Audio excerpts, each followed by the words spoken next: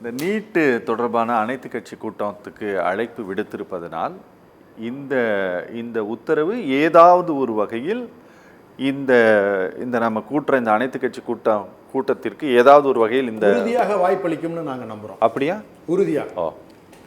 ஏன்னு கேட்டிங்கன்னா அதனுடைய அணுகுமுறை 2022 பாஸ் பண்ணி அனுப்புகிறோம், அதை திரும்ப ரிட்டர்ன் பண்ணுறாரு, மீண்டும் அனுப்புகிறோம், அதை பொறுமையாக அவர் லாபம் ரொம்ப நாள் வச்சுருந்துட்டு மறுபடியும் அங்கே ஒன்றிய அரசுக்கு நம்மளுடைய பிரசிடெண்ட்டுக்கு அனுப்புகிறாங்க. அங்கேருந்து நிறைய தொடர் கேள்விகள் கேட்கிறார்கள். அதாவது ஹெல்த் டிபார்ட்மெண்ட்லேருந்து உள்துறையிலிருந்து எல்லாத்துக்குமே அது சம்மந்தப்பட்ட கேள்விகள் அத்தனைக்கும் பதில் கொடுத்துருக்கிறார்கள். சட்ட ரீதியாக அது செல்லுவதற்கான வாய்ப்புகள் உறுதியாக இருக்கிறதுங்கிறத நான் பதிவு பண்ண விரும்புகிறேன். ஒன்று. ரெண்டாவது, அண்ணன் சொன்னாங்க நிராகரிக்கப்பட்டது செல்லுங்கிறீங்களா? நிராகரிக்கப்பட்டது எது எது எது செல்லுன்னு சொல்றீங்க? நம்ம உறுதியாக வாய்ப்பு இருக்கிறது. நீட் மீது மீண்டும் ஒரு முறை மசோதாவோ அல்லது வழக்கு ரீதியாகவோ தொடர்வதற்கான வாய்ப்பு ஏற்பட்டிருக்கிறது இந்த தீர்ப்பு மூலமாக. Okay okay. ஏன்னா இது மசோதாவை எப்படி கவர்னர் கையாண்டிருக்காருங்கிறதுக்கு ஒரு வழிமுறையை சொல்லிடுச்சு. அப்ப ஏற்கனவே அவர் தப்பு பண்ணியிருந்தாருன்னா அந்த தப்பையும் இதுக்குள்ள கொண்டு வரதுக்கான வாய்ப்புகள் உண்டு. என்னன்னா குடியரசுத் தலைவர் எனக்கு தெரிஞ்சு இதுக்கு முன்னால தமிழ்நாடு இந்த மாதிரி ஒரு ஸ்டேட் கவர்மெண்ட் பாஸ் பண்ண பில்லை பிரசிடென்ட் ஆஃபீஸ் நிராகரித்து விட்டது அப்படின்னு சொல்லிட்டு நிராகரித்து விட்டதுன்ட்டு சிஎம்ஏ ஸ்டேட்மெண்ட் கொடுத்து அனைத்து கட்சி கூட்டத்தை இப்படி கூட்டின மாதிரி ஒன்றும் எங்களுக்கு தெரியல. கவர்னருக்கு எதிராக நம்ம பண்ணியிருக்கோம். கவர்னர் இப்படி பண்ணுறாங்க. பிரசிடென்ட் ஆஃபீஸ் உன்னை நிராகரித்த பிறகு என்ன காரணம் சொல்லப்பட்டிருக்குன்னு இன்னும் பார்க்க வேண்டியது இருக்கு. ஓகே. ஏன்னா எல்லாத்துக்கும் ஒரு காரணம், அதை மீண்டும் நிறைவேற்ற முடியுமான அதை திரும்ப ஒரு சட்ட ரீதியான போராட்டத்தை உறுதியாக தொடருவோம். Okay okay. ஏன்னா அதுல நாங்க பின்வாங்க போறதுங்கிறதே கிடையாது. சரி. ஏன்னு கேட்டுக்கிட்டீங்கன்னா இன்னும் கூடுதல் வாய்ப்புகள் அதிகமாக இருக்கு.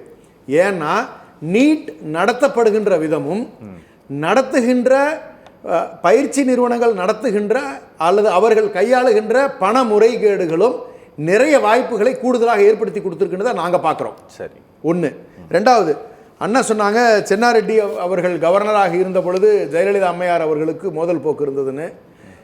ஆனால் அதனுடைய அணுகுமுறை கம்ப்ளீட்டாக வேறு. அதை பேசினோம்னா சங்கடமாக இருக்கும். ஏன்னு கேட்டுக்கிட்டிங்கன்னா கையப்பிடி சுருத்தாங்கன்னு சொன்ன கதைகளெல்லாம் அதில் இருக்குது.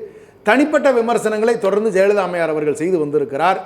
அந்த நிலை வேறு, இன்று இருக்கக்கூடிய நிலை என்பது வேறு. இன்று மக்கள் பிரச்சனைகளுக்காக பேசப்படுகின்ற நிகழ்வுகள் இது எல்லாமே. அது தனிப்பட்ட வகையில் பேசிய விஷயங்கள். அதை என்ன பொய் என்ன உண்மைங்கிறது மக்களுக்கு தெளிவாக தெரியும். ஒன்று.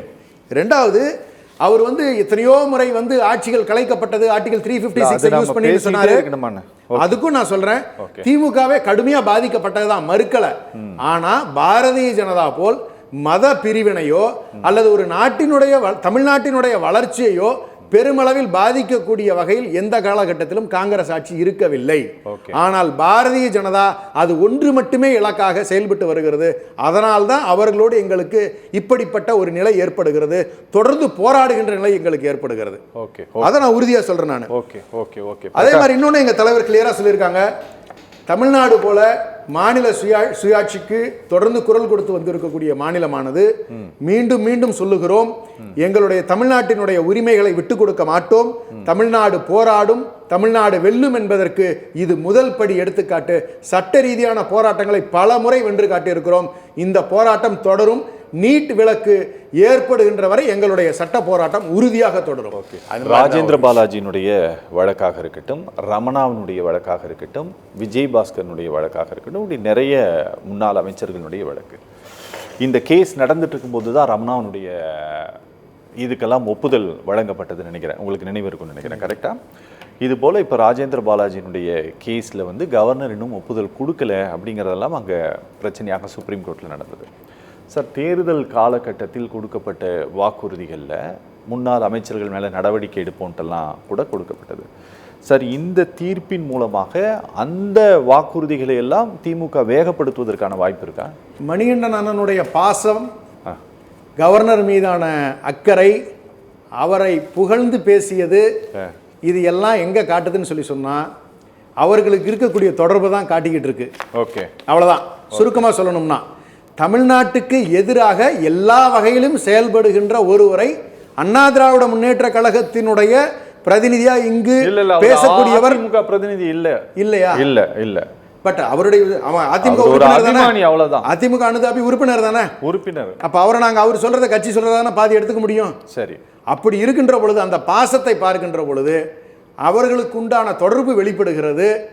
அவர்கள் சொல்லித்தான் கவர்னர் அதை நிறுத்தி வைத்திருக்கிறார். இனி அதனை அண்ணன் சொன்ன மாதிரி சட்டம்னா ஒரே வழிதான், அவருக்கு வீட்டோ பவர்ஸ் கிடையாது கவர்னருக்கு. அதனால உறுதியா சொல்றோம், இது போன்ற விஷயங்களில் தமிழ்நாட்டினுடைய நலனுக்கு எதிராக செயல்படுகின்ற கவர்னர் அவர்கள் நிறுத்தி வைத்திருப்பது இனி செல்லாத காலமாக மாறும்.